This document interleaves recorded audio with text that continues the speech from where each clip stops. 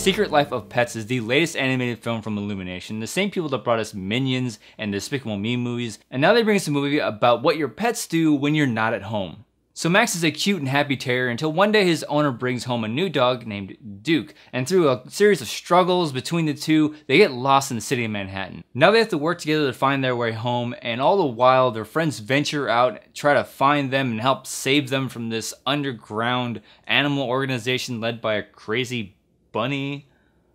And I was excited for this film. Being a dog lover and owner myself, this movie was very appealing to me. Even my wife wanted to see this with me, and that's kind of rare for a non-superhero and Star Wars kind of film, but unfortunately my expectations got the best of me and I came out of this movie disappointed. And the first few minutes is basically the trailer to this movie, and when it hits a certain point, it just goes completely off the rails. Kevin Hart plays a bunny that's the leader of an underground animal society, and he's just kind of crazy. And it's kind of a shame because I'm a fan of Kevin Hart's comedy, and he's really kind of got to me in this movie, and I just didn't like his character as much as other people do. The movie's very slapstick and cheesy, and the animals do a whole bunch of stuff like drive cars and beat humans up and a whole bunch of other dumb shit like that.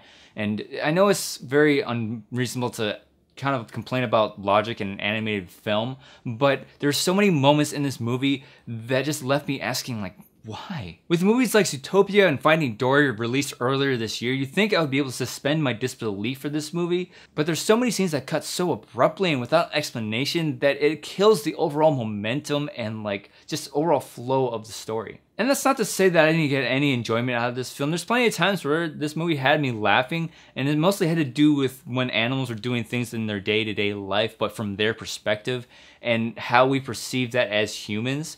There's this one scene where Max is trying to talk to Katie, and from his perspective it's all normal, but when it go to her perspective, he's just barking at her. It was stuff like that that kept me laughing, and I thought that was pretty funny. The voice acting for the most part is good. Louis C.K. as Max is fantastic. He does a really good job of blending his brand of humor into the character, and he was one of the biggest reasons I went to go see this film. I was really excited when I found out that it was Louis C.K. in this movie, so he was one of the reasons that got me to see this film. Dana Carvey as the old dog Pops is my standout character in this movie. The montage of him leading Max's friends through the city is the funniest moment in the film for me. So in the end, if you're looking for something to kill a couple hours with your kids this summer, take them to see this movie. You don't have to think too hard in it, and you'll have a couple of laughs. They'll definitely enjoy this movie. But other than that, this movie doesn't have too much to offer. It's very cheesy and very campy, and just it didn't make sense to me. And the best parts of the film are in the beginning and the end when the dogs and the animals are doing dog and animal things.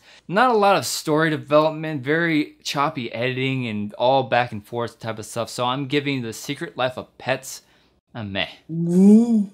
So The Secret Life of Pets, have you seen it and what do you think about it? Leave a comment below to tell me your thoughts. Please, if you enjoyed watching this review, hit that thumbs up button below. Subscribe to my channel if you haven't already.